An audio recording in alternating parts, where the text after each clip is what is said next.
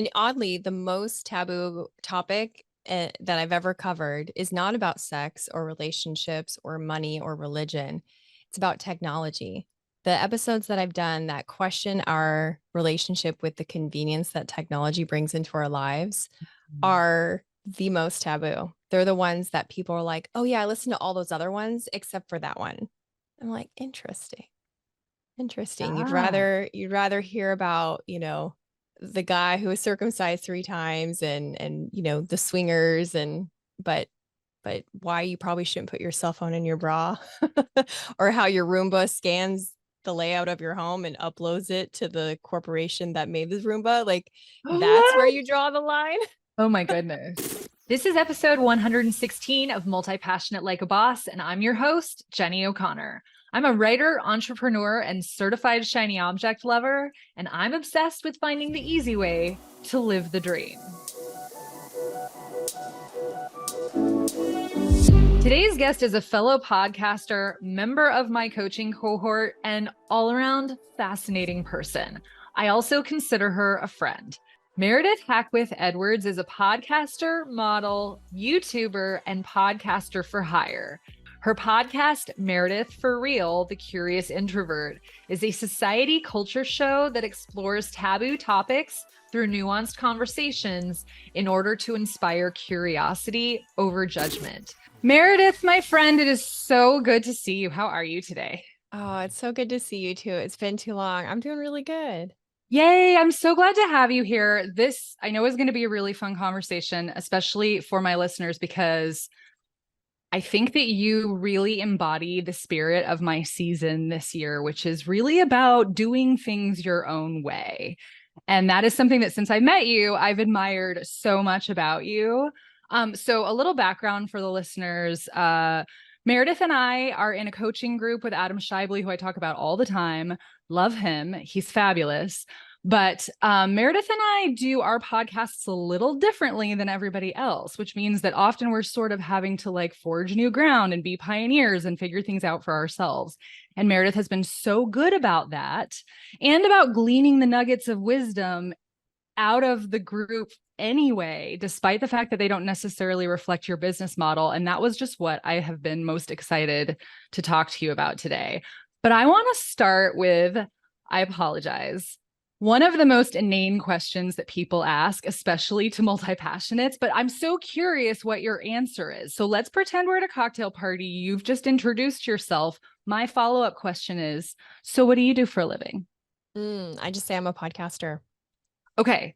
So that's your one line, I'm a podcaster, the end. Yes, because almost in a very selfish way, it always solicits such an interesting response from them. Usually there's a head tilt, a leaning forward. Really? What do you podcast about? That's a good response. On the bad ones, it's like, what radio station can I listen to that on? I'm like, then I have to explain what podcasting is. But it becomes a really nice back and forth, which is the best way to answer that question. Because sometimes I don't love that question. I don't think anybody does, but you just feel stuck and you run out of things to ask. But what I love about being a podcaster is podcasting has made it into the mainstream. So when they say, what do you podcast about? Then I have the opportunity to say, I explore taboo topics through nuanced conversation. And then a little pause and they lean in a little bit more. And then I say, like, how do I know if I'm an alcoholic? How do I make friends as an adult? How do I'm trying to think of some recent examples. Is the low fat diet really the healthiest? How do I survive as an introvert in a corporate setting? Things that if you Googled them, you would not get good answers. And the question deserves a good nuanced conversation. And so that's what I give the listener. They're like, oh my gosh, that's so cool. And we usually, talk about a taboo question that they've been thinking of. So it really skips the line in terms of small talk and it gets into the deeper questions without being too awkward. That's so great because I feel like that conversation can often just hit a wall really quickly because for multi-passionates, answering it in one word is so hard to do. So you feel very incomplete. Like for me, I would say my one thing would be writer, but then there's so much more I want to say. But then that confuses people. I like that yours goes in a direction where you can actually hook them and now they really want to stay and talk to you further. I think that Yeah. works out really well because that is a very interesting conversation starter. Whereas with a lot of people, it just is a conversation ender. Well, So and that's a great point. I actually did an episode about this, about how to survive small talk. I forget what it was called. The interview was with Rob Baedeker, who's a communication consultant. And I think it was how to survive small talk with your boss's boss in an elevator. It was something along those lines. And his suggestion, I believe I'm going to credit him because I'm pretty sure that it was his brilliant idea. And he said, when people ask you that, you can respond with how you make money and then what you like to do for fun. And so it gives a broader scope of who you are as a person. So I am fortunate that podcasting is both an obsession and an income producing activity for me. But maybe I might say, well, I make my money working at an engineering firm and I'm love spending my free time surfing, and then so it gives more of a person view of who you are and less of a email signature version of who you are. yes. Yeah. And that's why I don't love this question, especially to ask my guests, because it is so limiting for people like us. That answer gives, because it doesn't show who you are, but that answer shows a little bit more of a breadth of who you are. So I really like that. And in fact, the answer you just gave as an example, you didn't mention podcasting at all. Right. You And I don't mentioned what work you at love and how you engineering make. firm. Yeah. Oh, okay. I No, was like, is that a side hustle that I didn't know yeah, you had? No. in my free time, Jenny, I'm actually a civil engineer in BD. I No, would not be surprised. no, my husband works in civil engineering.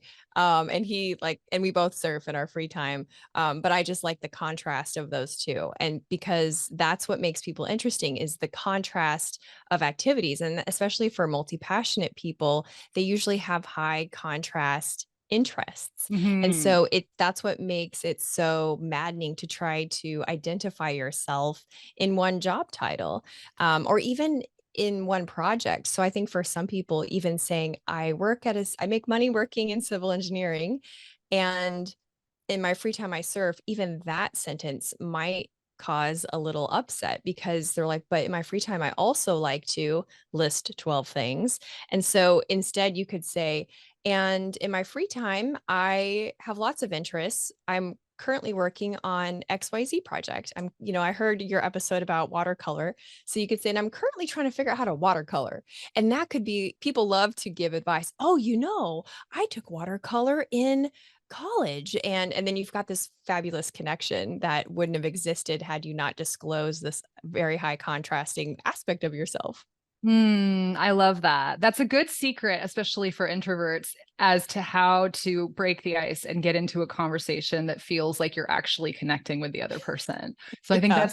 that's pretty good advice that you probably didn't even intend to give when you came on today. Love it. So I want to talk about, since so much of what Adam discussed in our group coaching sessions has to do with being a coach, how to monetize your show by being a coach, which you are not. And I, for a long time, attempted to fit myself into that box. I just thought that was the model I needed to follow. And it's taken me sort of a year of unraveling that and being like, wait, I'm not a coach. I'm just going to do this differently. I'm going to do what Meredith is doing because she's figuring it out for herself. But did you know when you started this journey that podcaster for hire was a thing? No, I thought I made it up. How ridiculous is that? That's so cool, though, that you were like, I'm going to invent this because this is how I'm going to monetize. Everyone else can go be a coach. Yeah. I'm going to be a podcaster for hire. So tell me about how you figured that out.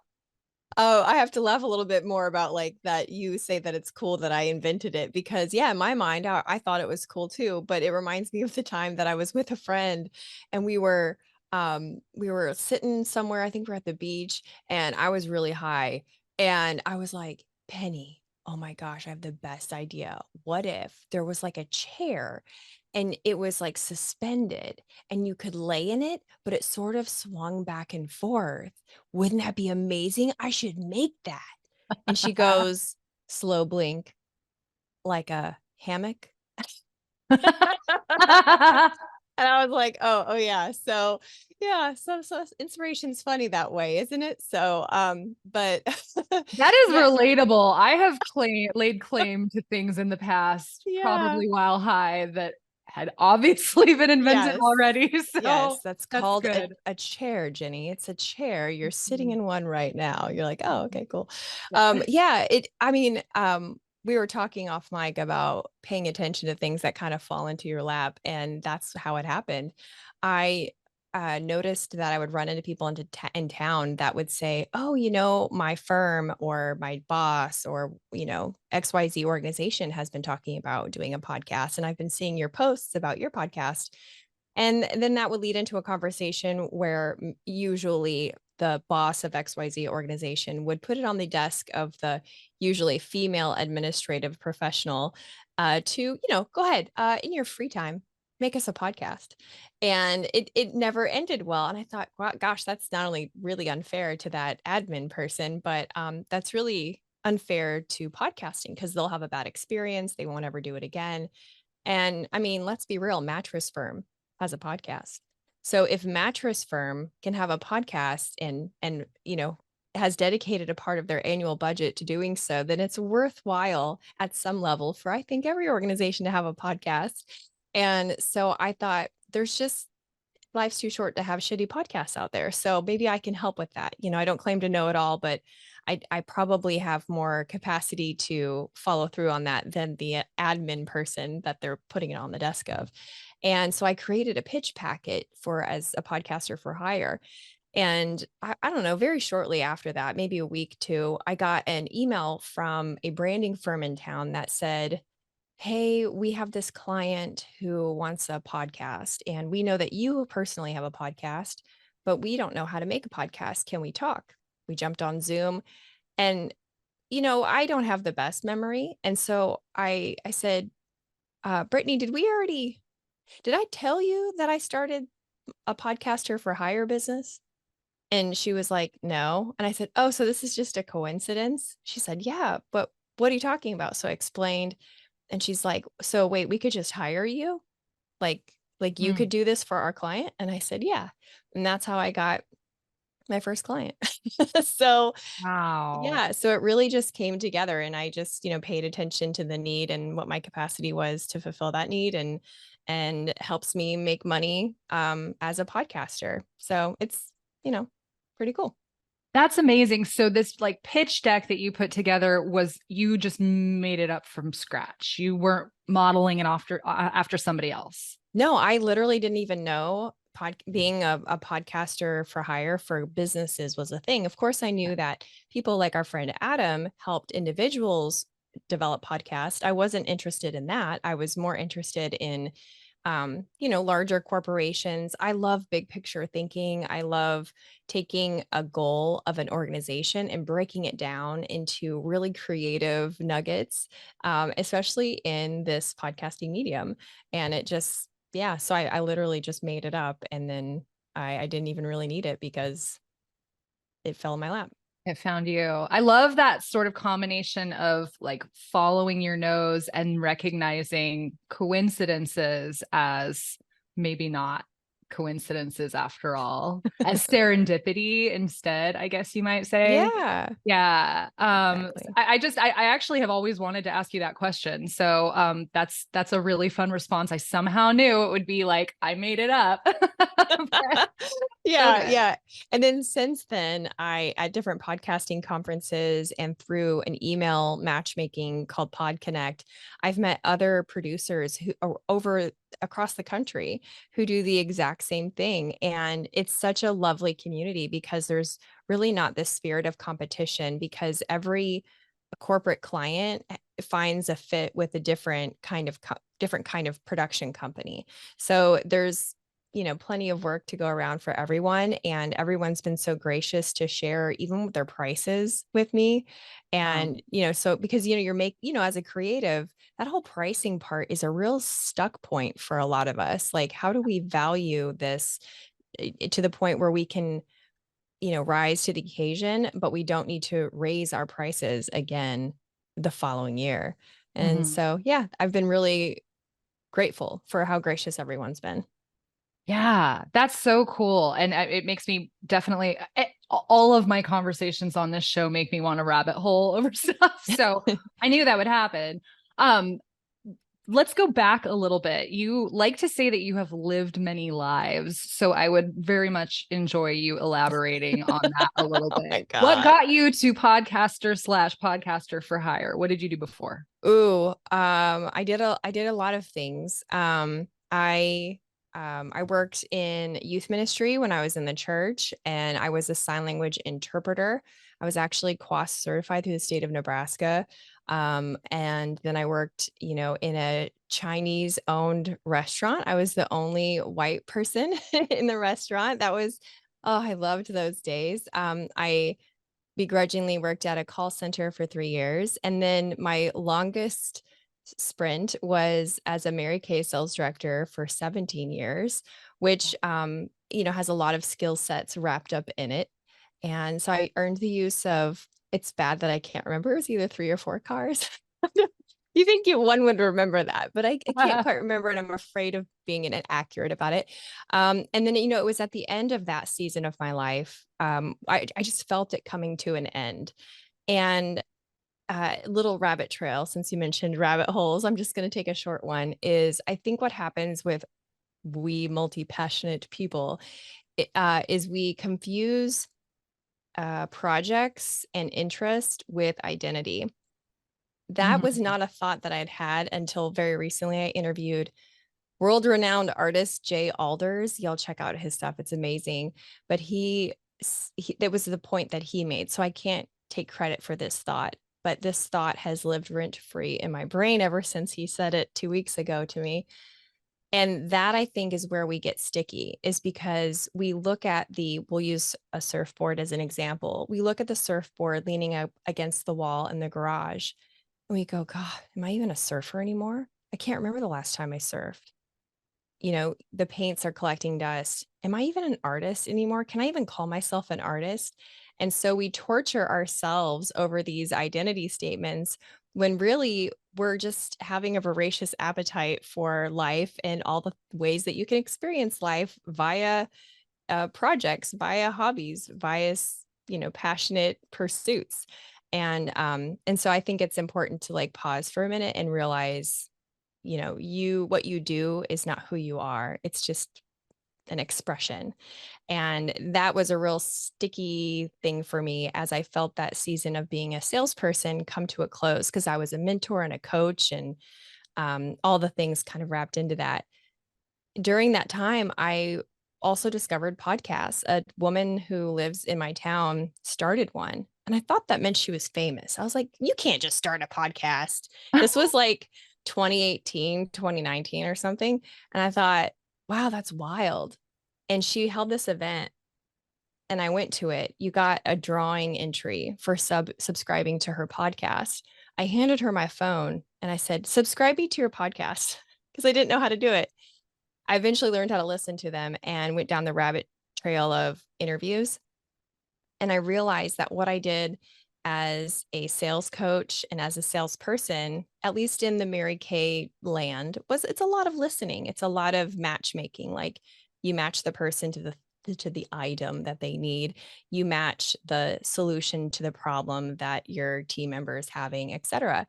And when I listened to these interviews, I felt that same basic element come through, the element of listening, the element of being present, the element of exploring with curiosity. Because literally, as a salesperson, I would go into other people's homes, and it was like an anthropological adventure. I got to see into their lives and see, what's normal for them. Is that different than what's normal for me? And then, without judgment, be in that space without judgment. And that's what interviews are, is being in that other person's space without judgment. And I thought to myself, I bet I could do that. And that was the first time I'd ever let myself kind of veer off this path, because I'd so tied the salesperson thing that I was doing with my identity. I kid you not, Jenny. My husband came home, I think that same week, with like an extra pep in his step and said, you know what you'd be good at? You'd be a great podcaster. And I was like, whoa, that's weird. Wow. Chills. Yep. A week after that, on Facebook, a free lunch and learn event pops up in my town of 60,000 people. Okay, small place. Podcasting, principles of podcasting, a free lunch and learn about how to start a podcast. And I thought, okay, I hear you. I will go to this thing. And so I attended, and that's where I learned that there's people you can hire for the technical parts of it, which seemed very overwhelming to me because, you know, I grew up without internet, like I'm that age. Yeah. so, so like a lot of it was mysterious to me. And that's when kind of the podcast idea was born. I signed on the dotted line and we hit record before I really even knew what it would be about. But I always knew that the mission that I had was to inspire people to be more curious, because the average Joe or Jane doesn't have the privilege of walking into a stranger's home and having an anthropological adventure, suspending judgment while they listen. The average Jane and Joe hit their alarm at the same time every day, drive the same route to work, have the same types of conversations in the company kitchen, and then come straight home. Like they are around the same type of people every day. And so they're living in a bubble, kind of like a real life algorithm that either continues to, tell them the same bits of information that they already agree with, or however the case is. And I thought, yeah, people need to be more curious because it will make for a better world. It was kind of like a kumbaya mission. And girl, the first 60 episodes are trash. They're so bad. They're so bad. Yeah, I remember my friend in Atlanta said, well, Meredith, I listened to this podcast to learn something. I learned this podcast to be entertained. And I got to be honest with you, I'm not sure what I'm going to get when I listen to your show. And I appreciate that because it was honest. And until quite recently, I have narrowed it down to exploring taboo topics through nuanced conversations, but it was a journey to get there. And so when with new people who visit, I'm like, God bless you, but please, for wanting to start at this beginning, but listen, you just start at the top and you just go backwards. I even Pat Flynn, who's like a famous podcaster, everyone in the space knows who Pat Flynn is, talks about listening to his old episodes and just like shrinking into himself with just embarrassment. So, and I actually just a listener of my show reached out to me. She's the most adorable creature. And she said, I have binged your entire show from start to finish. And I was like, don't do that. I know that's what we want, but it's also not what we want. Start at 50 and go. Yeah. So that's so relatable that, and this identity, this your identity as a multi-passionate being tied to what you do. And it touched on and answered so many of these like follow-up questions I had for you. So I'm going to circle back a little bit. Are any of the things you have done thus far what you said you wanted to be when you grew up? I have had the multi-passionate bug since I was little. And so I never said one answer. Okay. When I was little. What do you want to be when you grow up? I would say four things. It was like a soccer player, an artist, a veterinarian.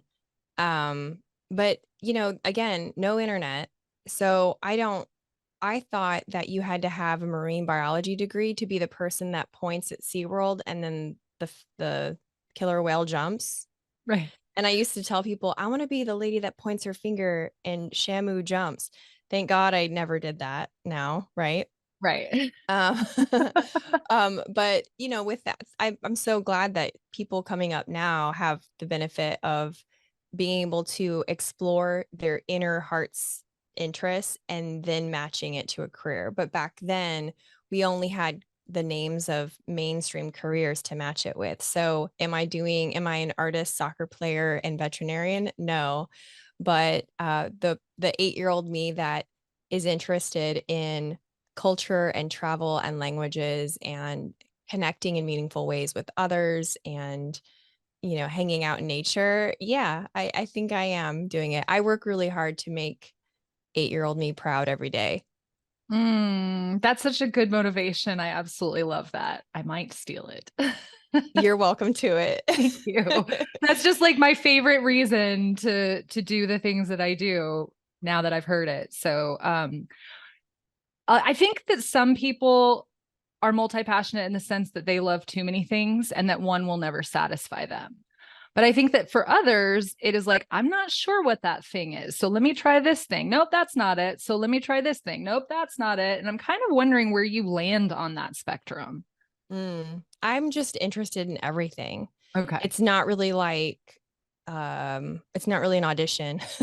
It's more of a I just think so. I love Earth. I love Earth so much. Like all this talk about colonizing the moon, I'm like, y'all go ahead. I'm real good right here. And if there's all these theories that our energy is not finite, like it's just recycled and turned to something else. Like water evaporates, it doesn't disappear, it becomes vapor, right? And there's these theories about like the human spirit, if you will, kind of does the same thing. And if I come back, girl, I want to come back right here on Earth, as long as humans don't destroy Right, right. As it. long as there's an earth to come back to, Yeah, and I presumably. just think it's so cool that you can go for a hike or you can go for a swim. You can go for a scuba dive. That's my latest thing. I got scuba certified and I'm exploring beginner's mind. Beginner's mind is very invigorating and I think it can shake loose the cobwebs of your brain and the rudimentary part of our lives that is like wash, rinse, repeat. If you suck at something in the beginning, congratulations, because you've just tapped into something really special that cannot be manufactured any other way than starting from scratch. And so I'm I'm on the scuba dive struggle bus. But I love it. And I love the lessons that it teaches me. And that comes from being an earthling on Earth. I love that we have so many cultures and so many different interesting people. I love time by myself. I love that you can take pigments that came from the earth and add water that came from the earth and make paint. And you can draw other things on Earth that you've seen. Like there's just so many ways to express joy and to generate joy. Like that's really where I come from as a multi-passionate person. It's Mm. not at all about being dissatisfied or being like a hungry ghost. It's all about, oh, how many things can I experience in this world? It's about being on my deathbed one day and going, oh, that was good. Yeah. I suspected that it was really just a seizing the day, just a squeezing every last drop out of life commonality. Like whether it's a person who's like, I have too many passions, so I can never pick just one, or someone who's like, I'm not really sure. I'm just searching for the thing that lights me up so much I can do it every day for the rest of my life. But as a through line, it is, I'm just here for the adventure. Right. Totally. Yeah. Yeah. Yeah. I definitely, and I see that with you because obviously I follow you on Instagram and I see all of the little like side adventures that you're having in addition to doing your podcasting thing. Um, so oh, there was a point I wanted to make and it left my brain. Oh, one of the things about us, this makes me laugh a little bit. We're really good at sucking. You were talking about beginner's mind. We're actually comfortable being bad at something, which is critical to getting to explore and have those adventures. Do you agree? Yeah. Yeah. You can never get it back. And so you have to. I saw this post the other day about don't miss this moment because you're thinking about the next. And when you're a beginner, that is a special season. You're never going to get it back. Mm-hmm. And it gets you special privileges. That's what people don't realize too. When you're new, you get like a hall pass on a lot of things as well. So like I can tell you how many strangers in a parking lot have helped me with my stupid scuba gear because they're like, ooh, clearly homegirl is new. You know what I mean? Like Yeah. so you can't hate the season of life that you're in, whether that's no matter what it is, but especially if it's new, it's exciting, like It's 100% potential, 100%. And that's really cool. Yeah, that's one of my favorite places to be in. It's one of the most exciting states of existence. So yeah, I love that. Back to the podcast. I really like that you say that you enjoy shining a light on people who defy categories and are a paradox. How do you come up with your guests and your topics? Because, like you say, your topics are as ADD as you are. So where do you even begin? Other media. I'll be watching Netflix or, some other streaming service. I love documentaries especially, and they will cut to an expert, let's say about cults, and they'll cut to the expert and they put her name at the bottom. And I pause the TV and write down her name. And that's how I'm able to find a lot of my guests. And that's a real example. I interviewed Rachel Bernstein from a Netflix show about cults, and she's a mental health therapist in California that helps people deprogram themselves from systems of control. And that seeing her on TV tells me, okay, she's somewhat comfortable on microphone and on camera. She is credible enough that a documentary would include her, yet she's not famous enough that she's walled off by a bunch of PR people. So a lot of it comes from there. And or I'll be listening to another podcast and I'll hear someone really interesting. The other direction that it comes from is I'll think of a question and then I'll back engineer it. That is so much harder.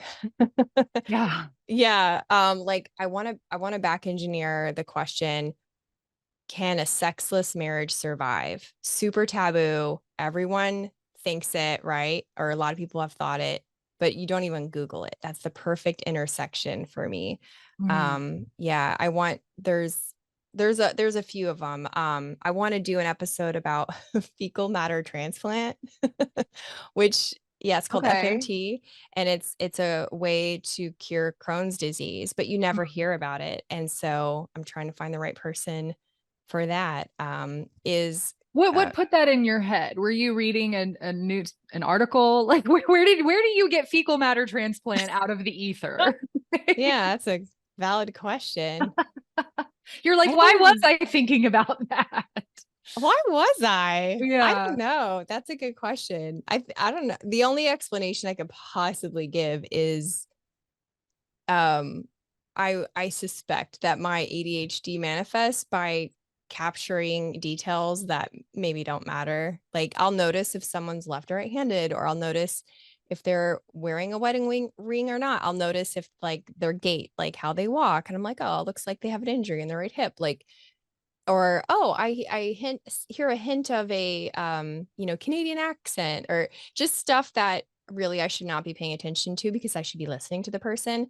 I was probably watching or listening to something and someone said FMT something something, and that's probably all I heard, and so I wrote it down. Who knows?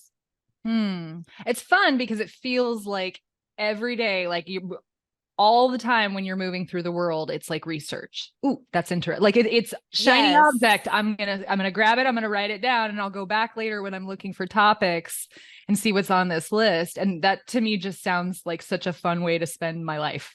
Yes, yeah, it's okay. You nailed it. That's exactly. Thank you. I think you're gonna steal that thing from me earlier. I'm gonna steal this from you now because Perfect. that's exactly how it works. Is I'll even be listening to a friend, or I'll be at an airport and I overhear a conversation, or I observe an interesting dynamic between two people. Like this week, the episode is about what happens when you parent your partner, when you have a romantic dynamic and it turns into a parental one, where let's say the woman's like, take your vitamins. Oh my God, you call that vacuuming? Give me that. Or maybe she is sneaky spending his paycheck away. And when he confronts her, she bats her eyes and tries to look like a little toddler. You know how little girls do. And so Mm. what happens when this more parental aspect and dynamic comes into a relationship? Can it be recovered? How is it tied to gender roles? And that was from, I think, overhearing someone like a couple out in the world talk to each other. And I was like, whoa, that sounds like a parent-child, not a man and wife. I think, Hmm. yeah, So great because it strengthens your skills of observation. That which oddly enough, because I love shiny objects, I don't consider myself terribly observant. So you saying like noticing the wedding ring or noticing the right hand, left hand thing, those aren't things I notice. I'm appreciative of the fact that you notice those because those are the things that often go right by me. But to actually have fine-tuned your ability to like be like, oh, that's interesting. I need to store that somewhere for later, I think is a really good skill to have. So you must spend an awful lot of time researching people. I know we talked about this in the coaching on a coaching call one time. Do you read their entire book before if they've written one? You do. usually at least half. If the book covers a wide scope of topics, sometimes I'll limit myself to just half or just the chapters that are relevant to the narrowed down topic that we're going to discuss, because then you know how a photographer can overshoot where Mhm. they take too many photos. I will overwrite questions, and then in the past that mistake has led to very watered down podcast episodes where it's like, wow, this person was interesting, but I don't feel like we got to the interesting part of any of what they are because we were skimming the surface of so many topics. So it's allowed me to learn how to really dial in. But I definitely listen to other episodes, that interviews that they've done, and I read their book. So you spend a good amount of time preparing an episode. Yeah, it's an obsession. I probably Okay. shouldn't, because I know like my show is not particularly income producing. I would love for it to be, but I just am in love with the process so much. I love an excuse to read a book and then talk to the smart person who wrote it. How awesome is that? And without a podcast, how else do we get to have those conversations? I'm right there. There are times when I'm like, this takes so long, or, the same thing. Like, I spend a lot of money. Am I recouping that investment? But I feel the same way. Under what other circumstances do I get to have such cool conversations with such fascinating individuals? I can't think of one. So I agree with you. It's a labor of love. But I asked you that question about the research because I too spend way too long. Like, people are like, how many hours did you say? I had to read the whole book. Yeah, I interviewed this guy, Shane Reynolds. He used to have a show on the Travel Channel called Shane Untamed, where he like went to these crazy places and had these jungle adventures. And he still does work for Discovery and Travel Channel and, all kinds of stuff. He's a videographer. And we talked about getting paid to be an adventurer and what is that like? And he said at some point you have to, in an industry like this, accept that your work is going to integrate into your daily life. And when you are really passionate about something, or some things in the case of your listeners, those passions integrate into your life. And you have to use some executive function skills in order to make that work on the math side, right? Because we only have so many hours in the day. And not everyone is interested in the interesting book that we've read. So we have to continue to exist in the world with the people that we love. So you get creative. Like, I listen to other interviews that prospective guests and guests that are booked for my show have done while I'm exercising, while I'm working in the garden, while I'm, driving. I will read a book on a weekend, and you just kind of have to work it around the schedule that you already have and see if you can layer a few things in, so that Mhm. way it's integrated, instead of no, I'm not making dinner tonight because I have to read this book. That's not really how it works. But if we're sitting on the couch and maybe my husband's watching a show that I'm not really into, I'll be like, hey, do you care if I just put some headphones on and read while you watch this? And, he'd be like, no. And then, okay, we're still sitting on the couch together. He's watching a show, I'm reading, etc. Mhm. Yeah, I figured you had to have some system for not having it completely take over your life because that has been admittedly a struggle for me a little bit. I'm about to ask you a question that might be really hard to answer, but I have to ask it anyway. Okay, Do I'm you ready. have a favorite episode or a favorite guest? Oh man, I have a few that are really, and I wish I could like rattle off the episode number. We can put them maybe in the notes Yeah, if that'd be of absolutely. I'll drop interest. them in the show notes. Sure. Um, I love my interview with Dr. Bruce Grayson. It was called Our Near-Death Experiences Science. And I'm Mm. not, it didn't perform to the level that I love it. And so it could just be because that book and that interview changed my life. It changed the way I view death. Like I'm not afraid to die anymore because he, as an atheist, studied near death experiences for 50 years. And the findings of those that research just it really is confronting, it really in a way that is bigger than the dogma of whatever you grew up believing, right? And Mm. so that's up there. Also, Yisrael Campbell was another episode. We talked about acceptance of God, community, and yourself because he was circumcised 3 times in order to convert from Catholic, like uh, Pittsburgh, Irish Catholic. He's an American comedian, stand up comedian. Wow. And he converted to Orthodox Judaism.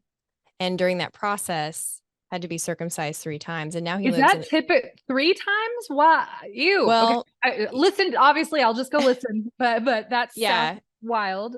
yeah. Well, each brand of Judaism requires a conversion. So unlike in the Christian tradition where you're like, I go to a Pentecostal church now. Now I go to a Baptist church. You don't have to like reinitiate into these communities. You just go to the services, right?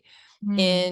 In the Jewish tradition, it's a little bit more ceremonious. And so in order to find the right brand of Judaism, if you will, he had to be circumcised every time. And so blood had to be drawn from his penis 3 times. But Wow. he's a stand-up Okay. comedian and he talks about, the conflict between the Muslims and the Jews and Palestine and Israel, which is certainly relevant right now. And he said, the God that you don't believe in, because all maybe you had a bunch of bad stuff happen to you. I don't believe in that God either. And so his heart is just so wonderful. And the episode's wonderful because he's really funny. And so it was like the perfect blend of storytelling and laughter and goosebumps. And so those are just 2 that come to mind, but there's many, many that I'm just so deeply grateful that they gave me their time and I could pay it forward to my listeners. Yeah, that's how I feel too when people come on and share their wisdom. But I mean, the topics are just like I have to put a vote in for the woman who has the vibrator museum Yeah, just she's because I was great. like, Yeah. this topic is unbelievable. Like, so I mean, guys, you've got to go check out Meredith's show because you will just never be bored. Rabbit holes all day, every day. Yeah, and my hope is Yeah. that it creates real life conversation. There's no greater compliment for me than when someone listens to the show and then they send me a private message and they say, "Oh my gosh, that episode you did about XYZ, it launched this whole conversation between me and my husband that ended in this really cool understanding of each other, or it launched this conversation with my group of friends." I did one about, speaking of circumcision, why do we circumcise boys in America if they're non-religious? The rest of the world literally doesn't even circumcise if they're non-religious, but we do like 80%. I mean, of more recent days, it's actually down to 56, which I think is very positive Hmm. because, so it's like it caused a lot of discussion among my friends. And that was just so wonderful because this thing that lives in the shadows, default decisions, things that you don't ever talk about, like what is monogamy? We pretend like we know what the rules are in a committed relationship, but no one talks about them. And then we get upset when our partner has lunch with an opposite sex coworker. Well, did you talk about your rules of monogamy? No, y'all were pretending that everyone knows the rules, Hmm. And so I talked with a swinger who happens to also be a psychologist. And we Wow. talked about what are those rules. And so my hope is these conversations will that they listen to will create real life conversations that will leave a real impact on the way you see the world and your relationships. It makes me think of growing up with conditioning and the very first time that somewhere on my self-development track, someone said, "Are those really your beliefs?" And I was like, "Oh, no.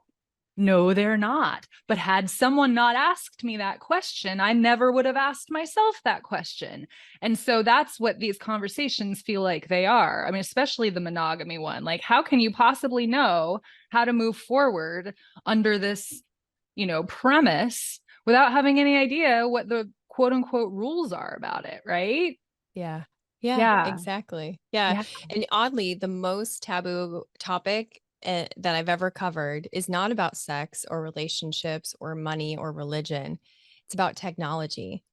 The episodes that I've done that question our relationship with the convenience that technology brings into our lives are the most taboo. They're the ones that people are like, oh, yeah, I listened to all those other ones except for that one.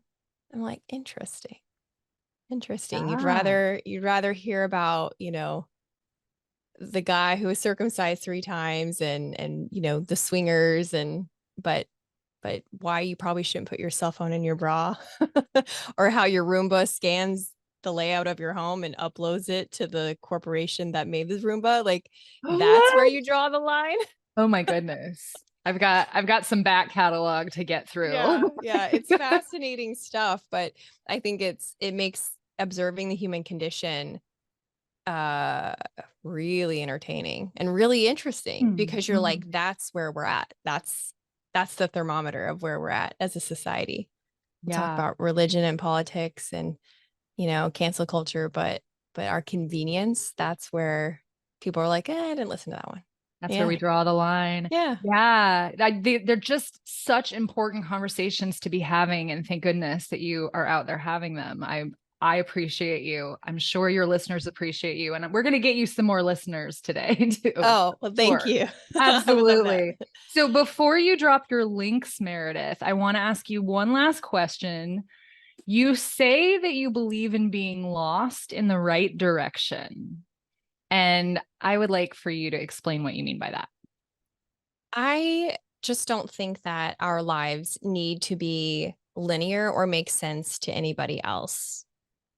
Mm. Rules are invented. Everything is made up. If an alien came down to Earth right now with a pen and a notepad and said, okay, explain all this to me, explaining just even one aspect of our society would be so confusing. Money, for example, like the people that tell us the stories about money, they're the best storytellers because they've convinced us to work 8 hours a day, 5 days a week, so that data from one computer can move to our computer and that has a value. Mm-hmm. And so explaining that these invisible zeros and ones are how we get groceries and everything's made up. So when you realize that everything's made up, you realize you can make everything up Yes. and that you can leverage your own rules. And really, rules have such an oppressive connotation, but when you make up your own rules, that's really executive function. And everyone likes to function, and being an executive sounds pretty cool. And so you can kind of reframe how you see the world and how you move about in the world. And so being lost in the right direction is about accepting that what you're doing doesn't look like anybody else. That's the lost bit of it. But being lost in the right direction means that it feels good for you. When I started this podcasting adventure, I likened it to that game I played when I was little, where we would close our eyes and another friend in the room would choose an object. And me with my eyes closed, I would take a step forward and the other friend would say, oh, you're cold. So I'd take a step in the opposite direction. You're getting warmer. And as I moved in that direction and got closer to the object they had picked out, oh, you're hot, you're hot.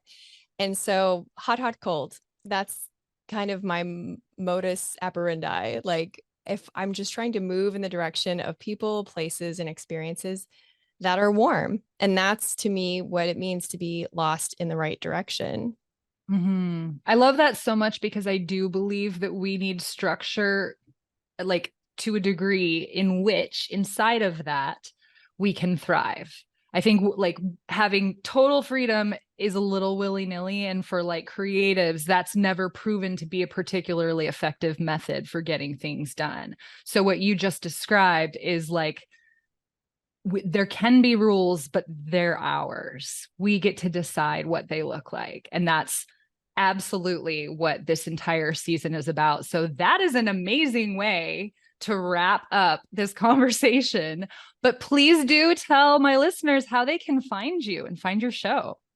Yeah, you can find me anywhere you listen to podcasts. It's Meredith for Real, the Curious Introvert. It's a yellow icon.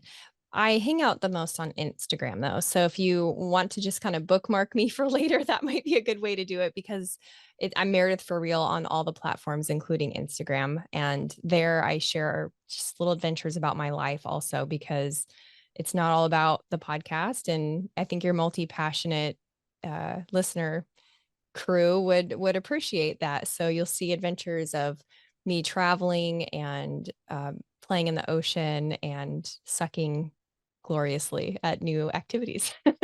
Love that because you give the rest of us permission to suck gloriously too. Yeah, So yeah. exactly. Oh, this has been so much fun. Thank you so much for coming on and just telling your story and sharing your wisdom. It's been wonderful. Thanks for having me. This was fun. Yeah, absolutely. We'll talk again soon. Well, Boss Fam, if you enjoyed this episode and found it helpful, would you please share it with other multi-passionates? Also, if you thought this topic was interesting, you will love Allison Alexander on curiosity or how to get an accidental degree. That's episode 14. Because Allison treats her life like a giant experiment, and she ended up with an extra degree because of it.